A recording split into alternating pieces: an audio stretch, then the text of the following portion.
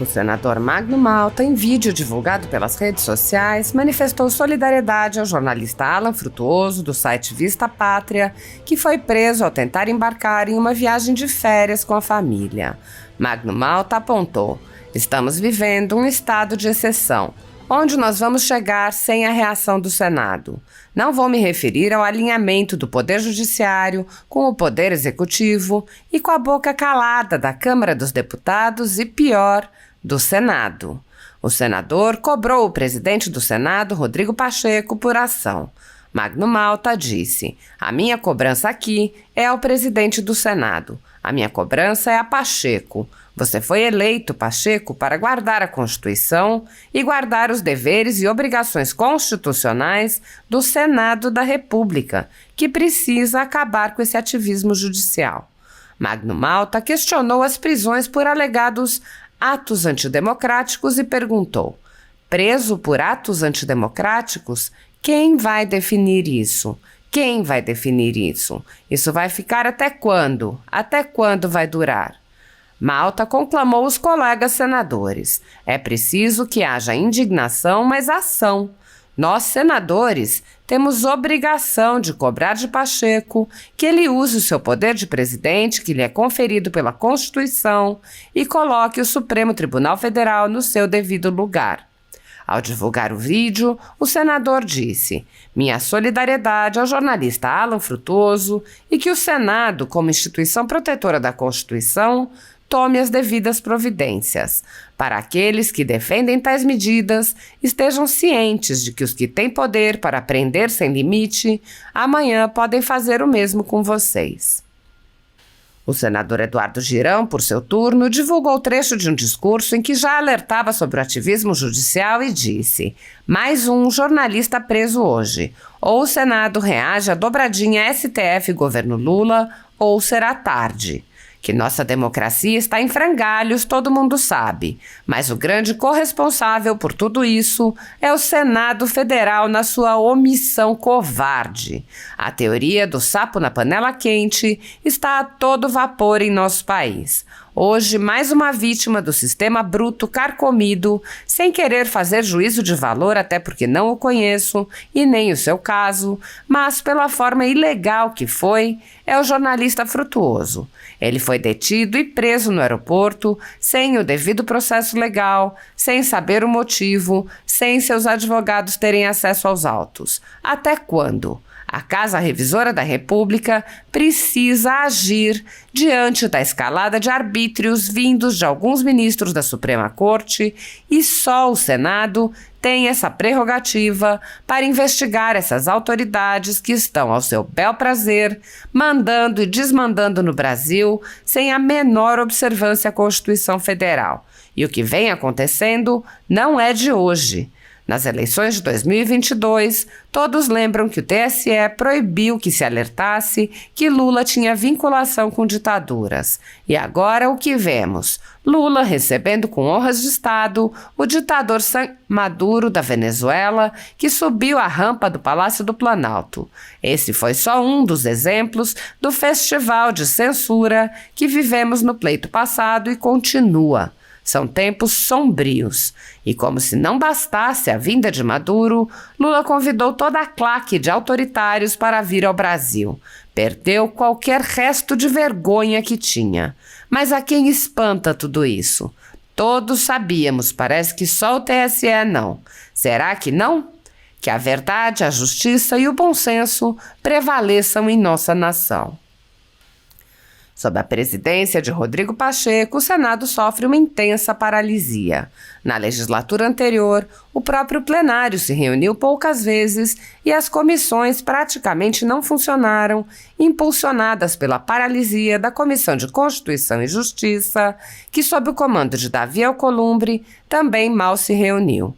Por ocasião da eleição da presidência para a nova legislatura, os cidadãos se manifestaram e uma petição contra a recondução de Pacheco teve mais de 500 mil de assinaturas. Sob a condução de Pacheco, não houve qualquer reação contra a invasão das atribuições do Legislativo pelo Supremo Tribunal Federal, que passou a legislar ou suspender leis que tinham sido elaboradas e aprovadas por aquele poder. O presidente da Casa, que é também o presidente do Congresso, não agiu para proteger as prerrogativas dos parlamentares, que vêm sendo violadas em inquéritos secretos conduzidos nas cortes superiores. Pacheco também é alvo de críticas porque o Senado vem se omitindo em cumprir seu papel constitucional de promover o controle dos atos de ministros das cortes superiores. De forma monocrática, o presidente do Senado impede a análise de todo e qualquer pedido de impeachment ou de projeto de lei e PECs que possam vir a limitar os superpoderes autoconcedidos a ministros do Supremo Tribunal Federal e do Tribunal Superior Eleitoral. Sem controle externo, alguns ministros do Supremo agem ao arrepio da Constituição. Em inquéritos secretos, o ministro Alexandre de Moraes, por exemplo, promove uma aberta perseguição a adversários políticos. Em um desses inquéritos, a Folha Política teve sua sede invadida e todos os seus equipamentos apreendidos. O inquérito foi arquivado por falta de indícios de crimes, mas os dados sigilosos foram compartilhados com outros inquéritos e com a CPI da pandemia, que compartilhava os dados sigilosos com a velha imprensa. No chamado Inquérito do Fim do Mundo e nos inquéritos dele decorrentes, já houve prisões políticas sem que houvesse sequer indiciamento das pessoas presas, imposição de uso de tornozeleira eletrônica e prisão domiciliar em endereço diferente de onde as pessoas moravam, quebra de sigilos de parlamentares, inclusive de senadores, quebra de sigilos de pessoas e empresas, inclusive de veículos de imprensa, quebra de sigilos do ajudante de ordens do presidente da República, censura de veículos de imprensa, de cidadãos e de parlamentares, bloqueio de redes sociais, de jornalistas, veículos de imprensa, cidadãos e parlamentares, buscas e apreensões em empresas, residências de familiares e gabinetes de parlamentares, proibição de contato entre pessoas que muitas vezes nem se conhecem, proibição a parlamentares de concederem entrevistas e de participarem de eventos públicos, intervenções no comando de partido político, prisões em massa sob alegações descabidas, multas estratosféricas que representam evidente confisco de propriedade, entre outras. Sem justificativa jurídica, o ministro Luiz Felipe Salomão, ex-corregedor do Tribunal Superior Eleitoral, confiscou toda a renda da Folha Política e de outros sites e canais conservadores para impedir suas atividades. A decisão teve o aplauso e o respaldo dos ministros Luiz Roberto Barroso, Alexandre de Moraes e Edson Fachin. Há mais de 24 meses, toda a nossa receita é retida sem justificativa jurídica. Se você apoia o trabalho da Folha Política e pode ajudar a impedir o fechamento do jornal, doe qualquer valor à empresa Raposo Fernandes através do Pix, utilizando o QR Code que está visível na tela ou o código ajude@folhapolitica.org. Caso não utilize Pix, há a opção de transferência bancária para a conta da empresa Raposo Fernandes, disponível na descrição deste vídeo e no comentário fixado no topo. Há 10 anos, a Folha Política vem mostrando os fatos da política brasileira e dando voz a pessoas que o cartel midiático quer calar. Pix ajude@folhapolitica.org. Assista. Nesse momento eu não quero fazer juízo de valor.